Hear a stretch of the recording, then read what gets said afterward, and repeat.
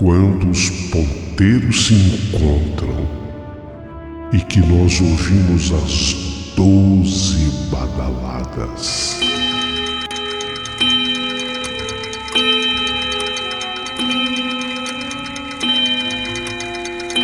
A hora que se anuncia é meia-noite. Uma hora em que tudo pode acontecer, inclusive nada. Mas hoje, muitos acontecimentos. Vamos à história de hoje.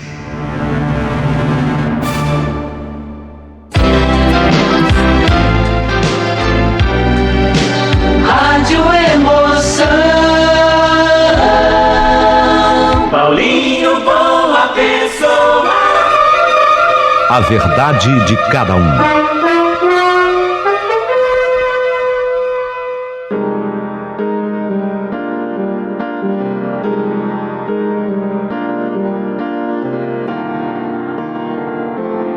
Querido amigo Paulinho Boa Pessoa, meu nome é Ana Maria Ribas.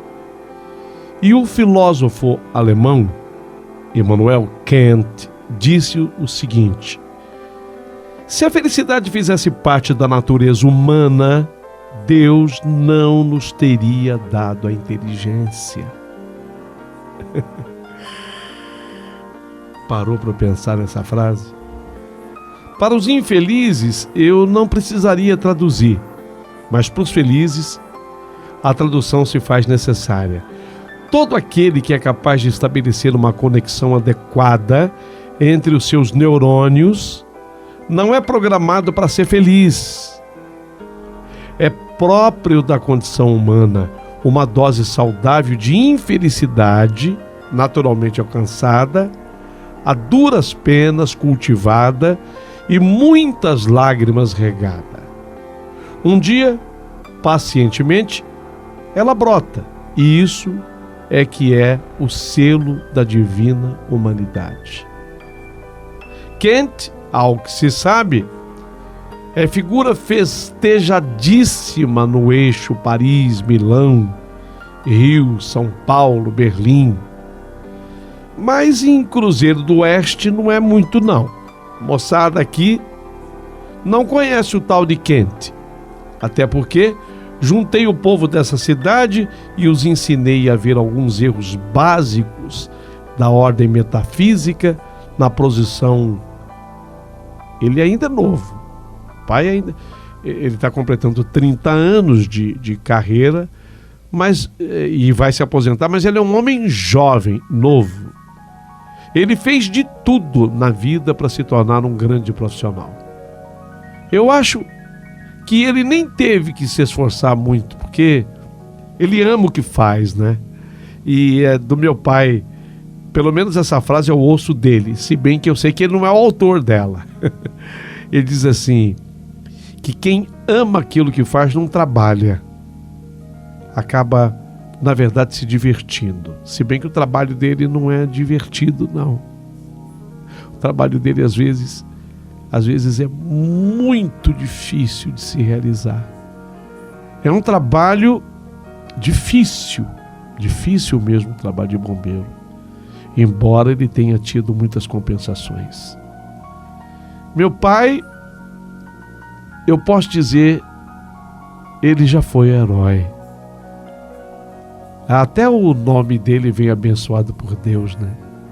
Divino. Ele é uma pessoa especial, maravilhosa de coração, de alma. Eu nunca vi o seu divino, meu pai, ofender ninguém. Às vezes eu penso que meu pai é daquele cara que não existe, sabe? De tão bom que é. E a sua profissão tão linda. Mas tão fácil, né? Tão fácil. Os trabalhos que meu pai volta desses trabalhos realizado, completamente feliz e realizado. Já tem chamadas que meu pai voltava dessas chamadas muito triste, principalmente quando isso envolvia criança. E o meu pai, às vezes, ele tinha condição de salvar, às vezes ele não tinha nenhuma condição de salvá-las. Quantas vezes eu vi meu pai super feliz quando o chamado era difícil e ele conseguia salvar as pessoas e não perdia ninguém, era uma festa. Ele dizia quando chegava em casa que foi muito difícil, mas ninguém se perdeu, deu para ajudar a todos naquela ocorrência. E é exatamente por isso que eu considero meu pai um herói. Ele tem um pai mais herói ainda, claro. O pai do meu pai também foi bombeiro, né? Então veio daí o gosto pela profissão, o gosto por salvar vidas.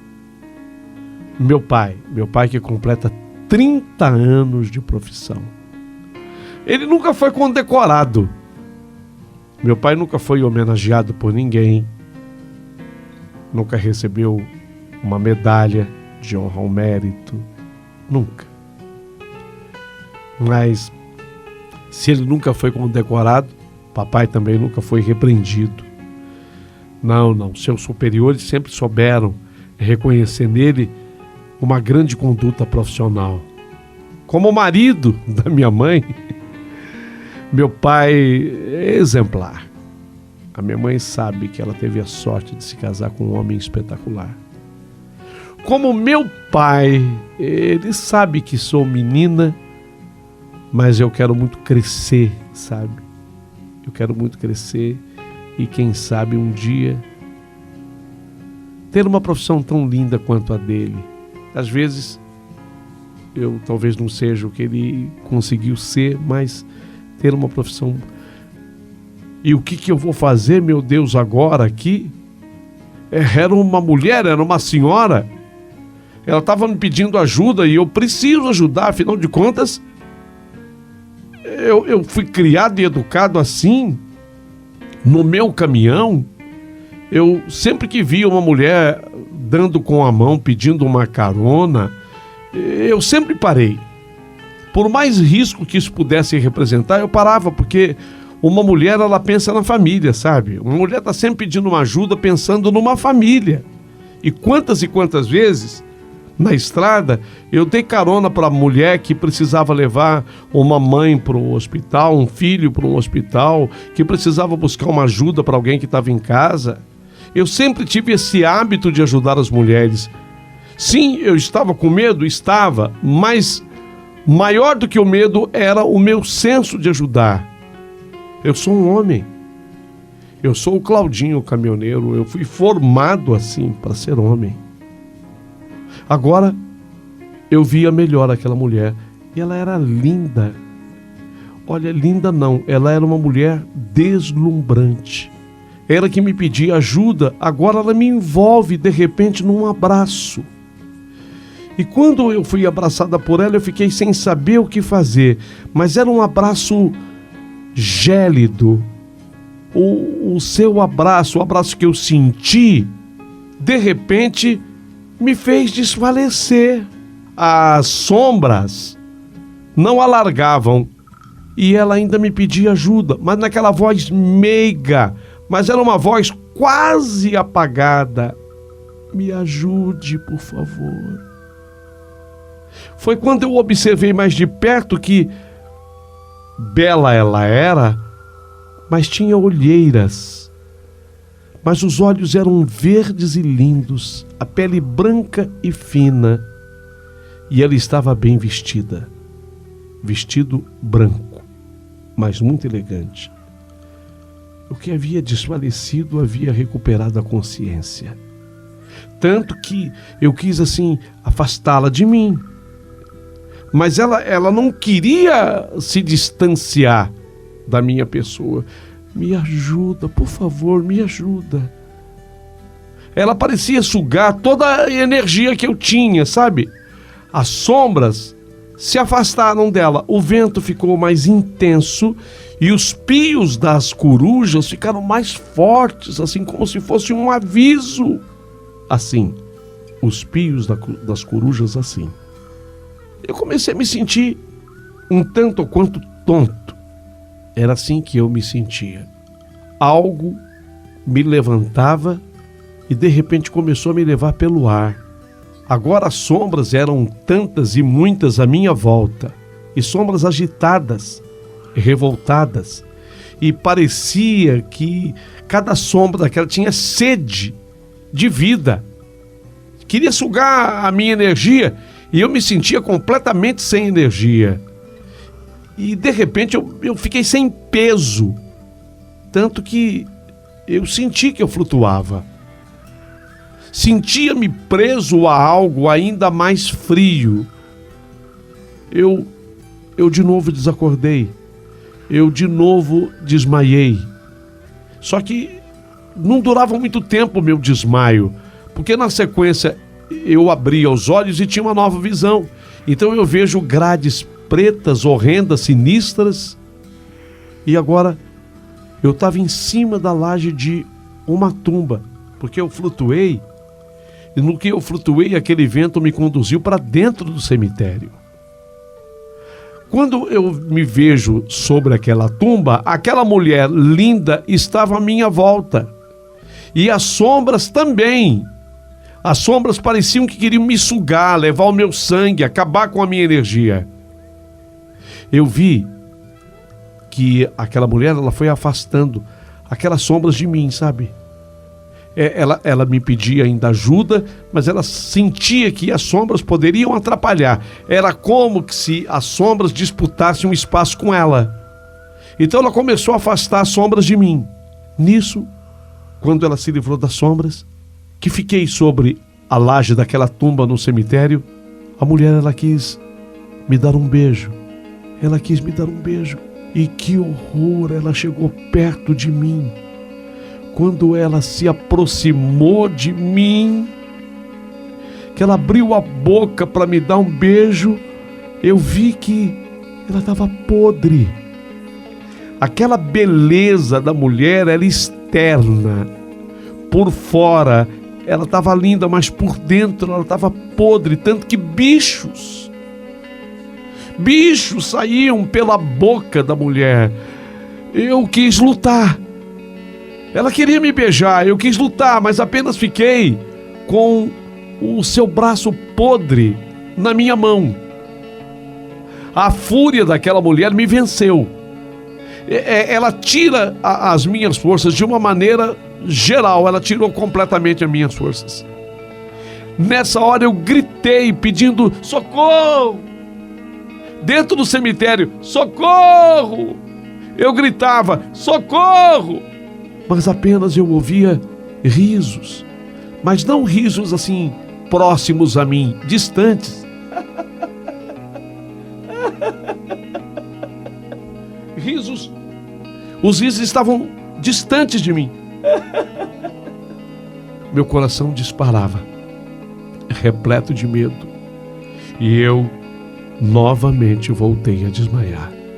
Algo abanava meu ombro agora. Alguma coisa batia no meu ombro agora. Abanava o meu ombro, gritava. Eu resmunguei, voltando do desmaio ou de um sono profundo. Eu não consigo determinar exatamente o que era. Eu me lembro de ter gritado assustado. O que é? O que é? Ei, acorda. Acorda, é o coveiro. Era o coveiro do cemitério. Ele estava me pedindo que eu me levantasse dali. Você não pode ficar aqui, você dormiu aqui? Você não pode ficar aqui, você tem que ir embora. Meu Deus, o dia tinha amanhecido. O dia tinha amanhecido, o sol já havia surgido e estava inclusive alto. Devia ser umas 7:30 da manhã, mas de um dia quente. Afinal, por que eu estava ali? O que tinha de fato acontecido comigo? Teria eu sonhado? Não sei. Mas uma coisa que eu sei. Eu saí dali apressado, pedi perdão pro coveiro, que resmungou alguma coisa, talvez ainda reclamando de mim. Só que quando eu estava saindo, eu ainda tropecei na lápide daquela tumba onde eu estava, e eu olhei. Quando eu olhei a foto, era a foto da mulher. Aquela mesma mulher que eu tinha visto naquela madrugada. Meu Deus, meu Deus. Saí dali com um dia claro. Obviamente que a partir de então eu fui tomar todas as providências, socorro do caminhão, chamar um mecânico. Como eu havia vivido naquela cidade por 18 anos, eu tinha amigos ali, parentes ali. Eu fui estar com eles. Me levaram, inclusive, ao encontro de um padre jovem que tinha chegado na cidade, o padre Bruno. Eu relatei ao padre tudo que tinha me acontecido. Ele me perguntou, assim, desconfiado, se eu tinha bebido alguma coisa. Eu falei, não, absolutamente nada, padre. E de novo repeti a história para ele. Aí então ele entendeu que aquilo talvez tivesse de fato um fundo espiritual. Fomos na tumba dessa mulher, cujo nome eu não posso aqui declinar o sobrenome, mas inclusive o sobrenome da família nós pegamos, o nome dela era Catarina, dessa mulher. Aquela mulher, exatamente naquela data em que tudo aconteceu, se completavam 40 anos da morte dela. Ela já estava morta, ela já tinha sido sepultada ali, fazia 40 anos. Então nós pegamos o nome dela, Catarina, o nome completo, o padre Bruno e eu, e rezamos missas em sufrágio da sua alma, a alma de Catarina. Porque entendeu o padre Bruno, o jovem padre, de que aquela alma necessitava de fato desse tipo de socorro espiritual. Então as missas foram rezadas. Olha, eu continuo, como já descrevi, sendo caminhoneiro. E continuo, ajudando as pessoas que eu encontro pelas estradas do Brasil. E especialmente eu dou preferência sempre para auxiliar as mulheres. Isso foi uma educação que eu recebi desde a minha casa. Ser cavalheiro. E a mulher sempre transmite uma segurança a mais nesse tipo de ajuda, porque você parar o caminhão para ajudar alguém na estrada não é fácil. Ainda mais com a violência que impera hoje, você sempre vem com muito receio, você sempre tem um certo pavor. Às vezes você pode ajudar até um pouco mais, mas você fica receioso. E eu tenho ajudado muita gente. Continuo trabalhando pelas estradas do Brasil e ajudando muita gente. O mais impressionante foi o seguinte: tem gente que diz que foi só uma coincidência. Distante daquela minha cidade, daquele cemitério, 2.000 quilômetros, eu não estou exagerando, a distância dá 2.000 quilômetros. Eu vou até dar o nome da cidade. A cidade em questão chama-se Castanhal. Castanhal é um município, nem preciso dizer que é um lugar de muita produção de castanha, e é um município brasileiro do estado do Pará, bem ao norte do Brasil. Castanhal fica lá no estadão do Pará. Eu fui inclusive buscar lá, numa viagem, uma carga de castanhas que eu deveria trazer para o Rio de Janeiro. E estando lá em Castanhal, eu recebi, antes de carregar o caminhão, um pedido. Era uma moça, ela devia ter mais ou menos o quê? Uns 25 anos. Essa moça estava grávida. Ela estava prestes a ganhar neném. E ela falou assim: o senhor pode me levar, estou sentindo as dores, eu estou sentindo que o bebê vai nascer. O caminhão ainda estava vazio. Seria carregar de castanha. Então eu pedi a um cidadão, de nome Milton, que por gentileza eu ia fazer aquela caridade, mas que ele guardasse o meu lugar na fila, porque tinha uma fila a ser respeitada. Mas diante da missão, da causa, alguém indicou meu nome, porque sabia que eu era caridoso, eu fui fazer isso pela mulher. Agora, Entrou a mulher no meu caminhão, veio a mãe dessa mulher, né? A mulher foi gemendo de dor. Eu deixei essa mulher lá no hospital, na maternidade. A mãe dessa moça me pediu que, por gentileza, eu esperasse só mais um minuto, que ela ia deixar a filha, teria que voltar para olhar os outros meninos dela, porque aquele não era o primeiro filho da moça. Aquele seria o terceiro filho dela, ela já tinha 2. Aí a mãe volta comigo. Foi no caminho da volta que eu acabei perguntando para ela detalhes, né? Foi quando ela disse que a filha dela se chamava Catarina. E aí eu me lembrei na hora da moça, da mulher, da falecida lá da minha cidade, daquele episódio havido na sua tumba. E aí eu tive a curiosidade de falar, puxa, Catarina, não é que eu conheci, mas é Catarina de quê? E era o mesmo sobrenome. Na hora eu senti um arrepio. Na hora eu senti um arrepio. Guardei essa história. Fiquei impressionado. Obviamente tudo correu bem com aquela mulher, ela acabou dando lá o bebê.